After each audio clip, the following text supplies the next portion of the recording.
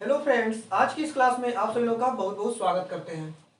Friends, आज का जो हमारा टॉपिक है वो है cooling curve of pure molten iron, या इसी को एक दूसरे नाम से भी जानते हैं एल्ट्रोपी ट्रांसफॉर्मेशन ऑफ प्योर आयरन, या कहीं कहीं पर इसे बोला जाता है phase transformation of pure iron. तो जिस भी नाम से आपको समझने में आसानी हो, जिस भी नाम से आप जानते हो उस नाम से समझिएगा। Cooling curve of pure molten iron, या एल्ट्रोपी ट्रांसफॉर्मेशन ऑफ प्योर आयरन, या phase change diagram of pure iron. इसका यूज जब हम आयरन कार्बन डायग्राम पढ़ते हैं तो उसमें देखने को मिलता है। इसलिए आयरन कार्बन डायग्राम को पढ़ाने से पहले मैंने आप लोगों को सबसे पहले cooling curve of pure molten iron को यहाँ पर डिस्कस करना है आप लोगों के साथ, क्योंकि यदि आप लोग इससे समझ जाते हैं तो आयरन कार्बन डायग्राम समझने में काफ़ी ज़्यादा आसानी होगा। तो फ्रेंड्स, हम सभी लोगों को पता है जो प्योर आयरन होता है, प्योर आयरन का जो मेल्टिंग पॉइंट होता है यह 1539 डिग्री सेल्सियस होता है। तो इस प्योर मोल्टन आयरन का जो कूलिंग कर्व है इसको मैं वाई एक्सिस और एक्स एक्सिस के बीच टेम्परेचर और टाइम के रेफरेंस में समझाने की कोशिश करते हैं। मतलब जो कूलिंग कर्व डायग्राम होता है यह टेम्परेचर और टाइम के बीच ड्रा किया गया एक डायग्राम होता है, जिसके थ्रू आप लोगों को देखने को मिलेगा कि जब प्योर आयरन को मेल्टिंग टेम्परेचर से 0 डिग्री सेल्सियस टेम्परेचर तक हम उसको कूल कर रहे हैं तो किस टेम्परेचर पे क्या क्या स्ट्रक्चर, क्या क्या फेज देखने को मिल रहा है। तो सबसे पहले हम यहाँ पर जो 3 टेम्परेचर के पॉइंट्स होते हैं उसको लिखते हैं। जो मेल्टिंग पॉइंट्स है प्योर आयरन का वो है 1539 डिग्री सेल्सियस। एक पॉइंट आता है बीच में 1400 डिग्री सेल्सियस, और तीसरा पॉइंट जो आता है वो आता है 910 डिग्री सेल्सियस। इन तीनों टेम्परेचर के जो पॉइंट्स हैं यहाँ पे फेज चेंज देखने को मिलेगा, स्ट्रक्चर जो है उसका चेंज देखने को आप लोगों को मिलेगा। इन तीनों टेम्परेचर के पॉइंट से समझाने की कोशिश करेंगे। सबसे पहले फ्रेंड्स, जब हमारा प्योर आयरन 1539 डिग्री सेल्सियस पे होता है तो इसके ऊपर का जो, यदि 1539 डिग्री सेल्सियस से ऊपर हम गर्म करते हैं तो जो प्योर आयरन रहेगा यह लिक्विड फॉर्म में जाएगा। क्या हो जाएगा? लिक्विड फॉर्म में कन्वर्ट हो जाएगा। और कुछ टाइम 1539 डिग्री सेल्सियस पे जब उसके होल्ड करके रखते हैं ठंडा करने के लिए तो इसका टेम्परेचर क्या होता है? डिक्रीज होता है, और यह 1400 डिग्री सेल्सियस तक आने तक जो एक फेज आपको देखने को मिलेगा, ये देखने को मिलता है, यह फेज देखने को मिलता है बीसीसी स्ट्रक्चर होता है। इसमें बीसीसी स्ट्रक्चर होता है, बॉडी सेंटर्ड क्यूबिक स्ट्रक्चर। और इस फेज को क्या बोलते हैं? इस फेज को हम बोलते हैं डेल्टा फेज, या डेल्टा आयरन इसको बोला जाता है। जब उसके बाद हम 1400 डिग्री सेल्सियस से नीचे जाते हैं और 900 डिग्री सेल्सियस तक आते हैं, 910 डिग्री सेल्सियस तक आते हैं, तो फिर यहाँ पर जो फेज चेंजेस देखने को मिलेगा यह आएगा आपका एफसीसी स्ट्रक्चर।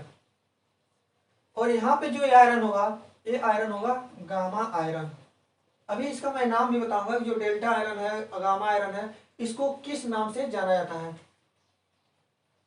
नेक्स्ट अब है, जैसे 900 डिग्री सेल्सियस थे, यदि हम होल्ड करके रखते हैं कूल करने के लिए तो यहाँ से जो चेंजेस देखने को मिलेगा यह मिलेगा आपको बीसीसी स्ट्रक्चर मिलेगा, और इस आयरन को बोला जाता है अल्फा आयरन। इस तरह से आप लोग देख रहे हैं यहाँ पर 3 फेजेस देखने को मिल रहा है, delta iron, gamma iron and alpha iron. इसी वजह से इसको क्या बोला जाता है? एलोट्रॉपी ट्रांसफॉर्मेशन होता है, जहां पर 2 या 2 से अधिक यदि ट्रांसफॉर्मेशन देखने को मिल रहा है स्ट्रक्चर में तो वहां पे एलोट्रॉपी बोला जाता है। एलोट्रॉपी इसीलिए इस नाम से भी जाना है, allotropy transformation of pure iron के नाम से जाना था। अब देखिए, जो हमारा 1539 डिग्री सेल्सियस से कूल करना स्टार्ट किए और 1400 डिग्री सेल्सियस तक जब हम प्योर आयरन को कूल किए हैं तो बीसीसी स्ट्रक्चर मिला है और डेल्टा आयरन मिला है। इसका जो स्ट्रक्चर होगा यह होगा फेराइट, और इस फेराइट को क्या बोलेंगे? यह हाई टेम्परेचर फेराइट होगा, हाई टेम्परेचर फेराइट होगा। और ये वाला जो हमारा अल्फा आयरन मिल रहा है ये भी फेराइट ही होता है, लेकिन इसको बोलते हैं लो टेम्परेचर फेराइट। क्योंकि आप देख सकते हैं यहाँ पर भी बीसीसी स्ट्रक्चर है और यहाँ पर भी बीसीसी स्ट्रक्चर है, तो लेकिन इसको डेल्टा आयरन बोला जा रहा है, इसको अल्फा आयरन बोला जाता है। बट चेंजेस क्या है, ये हाई टेम्परेचर फेराइट है और ये वाला जो बीसीसी स्ट्रक्चर 910 डिग्री सेल्सियस के नीचे है ये लो टेम्परेचर फेराइट है। और जो एफसीसी स्ट्रक्चर हमारा आ रहा है 910 से 1400 डिग्री सेल्सियस के बीच, ये है हमारा गामा आयरन और इसको बोला जाता है ऑस्टेनाइट फेज बोला जाता है। ऑस्टेनाइट फेज बोला जाता है। ये क्या हुआ, ऑस्टेनाइट फेज हुआ, ये हुआ हाई टेम्परेचर फेराइट फेज, ये हुआ लो टेम्परेचर फेराइट फेज। एक पॉइंट इसमें आता है, बहुत ही इंपॉर्टेंट पॉइंट होता है, वो होता है 768 डिग्री सेल्सियस। यहाँ पे फेज इसका चेंज नहीं हो रहा है, बट ये जो पॉइंट है 768 डिग्री सेल्सियस, ये बहुत ही इंपॉर्टेंट पॉइंट है। ये 768 डिग्री सेल्सियस जो टेम्परेचर का पॉइंट दिया है ये बहुत ही इंपॉर्टेंट पॉइंट है, क्योंकि जब हम प्योर आयरन को 768 डिग्री सेल्सियस से ऊपर गर्म करते हैं तो क्या होता है, प्योर आयरन की बात कर रहे हैं। प्योर आयरन को जब हम 768 डिग्री सेल्सियस के ऊपर गर्म करते हैं तो क्या कहता है, अपना मैग्नेटिक प्रॉपर्टी क्या कहता है, लॉस कर देता है। मतलब जैसे ही प्योर आयरन का टेम्परेचर 768 डिग्री सेल्सियस से ऊपर इंक्रीज होगा वहां पे वह अपना चुंबकीय गुण खत्म कर देगा, मतलब उसमें चुंबकीय गुण नहीं रहेगा, उसमें चुंबक नहीं चिपकेगा। तो ये हमारा हुआ नॉन मैग्नेटिक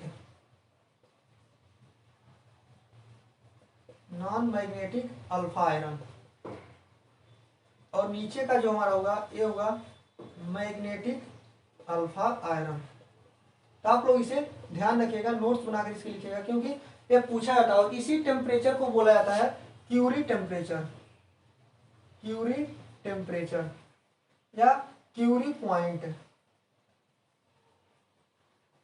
तो ये वाला जो हमारा पॉइंट है 768 डिग्री सेल्सियस, ये बहुत ही इंपॉर्टेंट पॉइंट है। जब भी आप इंटरव्यू देने जाएंगे या एग्जाम्स में 2 नंबर में टिप्पणी करके पूछ लेता है नोट्स में कि क्यूरी टेम्परेचर से आप क्या समझते हैं और इसका वैल्यू कितना होता है। तो 768 डिग्री सेल्सियस जो हमारा है या क्यूरी पॉइंट को रिप्रेजेंट करता है या इसी को क्यूरी टेम्परेचर बोला जाता है। आप लोग यहाँ पर देख रहे हैं जो फेज चेंजेस देखने को मिल रहा है, इसमें क्या क्या देखने को मिला, बीसीसी स्ट्रक्चर 1539 डिग्री सेल्सियस से 1400 डिग्री सेल्सियस के बीच का जो स्ट्रक्चर आ रहा है, बीसीसी स्ट्रक्चर आ रहा है, इसे बोल रहे हैं डेल्टा आयरन। और हाई टेम्परेचर फेराइट बोल रहे हैं। फिर 1400 डिग्री सेल्सियस से 900 डिग्री सेल्सियस के बीच जब कूल कर रहे हैं तो एफसीसी स्ट्रक्चर मिल रहा है, ये होता है हमारा गामा आयरन। और ऑस्टेनाइट फेज देखने को मिल रहा है। और 910 डिग्री सेल्सियस से 0 डिग्री सेल्सियस के बीच बीसीसी स्ट्रक्चर आता है, जिसको बोलते हैं अल्फा आयरन या लो टेम्परेचर फेराइट। इसमें 2 तरह के अल्फा आयरन होते हैं, एक होता है नॉन मैग्नेटिक अल्फा आयरन जो 768 डिग्री सेल्सियस से 910 डिग्री सेल्सियस के बीच होता है, और एक होता है मैग्नेटिक अल्फा आयरन जो 768 डिग्री सेल्सियस के नीचे पाया जाता है। तो फ्रेंड्स आप लोग यहाँ पर एक चीज देखने को मिला, ये बीसीसी, एफसीसी, बीसीसी ये क्या चीज है। यदि आप लोग इसे नहीं जानते हैं, अभी तक नहीं जानते हैं बीसीसी, एफसीसी या बीसीसी क्या है, तो आप लोग इसके वीडियो के डिस्क्रिप्शन में एक लिंक दिया है, उसमें मैंने पूरा डिटेल से बताया कि बीसीसी स्ट्रक्चर क्या होता है, एफसीसी स्ट्रक्चर क्या होता है और इनके कोऑर्डिनेशन नंबर कितने अवेलेबल होते हैं। जो बीसीसी स्ट्रक्चर है इसमें कोऑर्डिनेशन नंबर कितना है, एफसीसी स्ट्रक्चर जो है इसमें कोऑर्डिनेशन नंबर कितना है, एफसीसी स्ट्रक्चर के पर यूनिट सेल में कितना एटम्स होते हैं, बीसीसी स्ट्रक्चर में कितना होता है, और जो सिंपल क्यूबिक स्ट्रक्चर होता है उसमें कितना per unit cell atoms available होते हैं। अब देखिए फ्रेंड्स एक चीज और आप लोगों को यहाँ पर देखने को मिलेगा, जब हम आयरन कार्बाइड डायग्राम को डिस्कस करेंगे तो उसमें बार बार जिक्र किया जाएगा बीसीसी स्ट्रक्चर का, एफसीसी स्ट्रक्चर का, ऑस्टेनाइट फेज, फेराइट फेज, फिर ऐसे लेडेबोराइट फेज। इन सब सारे चीजों को आप लोग एक बार पढ़ने की कोशिश करिएगा, उसके बाद जब आयरन कार्बन डायग्राम को आप लोग पढ़ेंगे तो बिल्कुल अच्छे से समझ में आएगा। आज का एक टॉपिक आप लोगों को कैसा लगा आप इसे कमेंट बॉक्स में जरूर बताइएगा। वीडियो अच्छा लगा तो वीडियो को लाइक करिएगा और चैनल पर पहली बार आए तो चैनल को सब्सक्राइब करिएगा। थैंक यू फ्रेंड्स, मिलते हैं फिर से अगले वीडियो में। तब तक के लिए जय हिंद, जय भारत।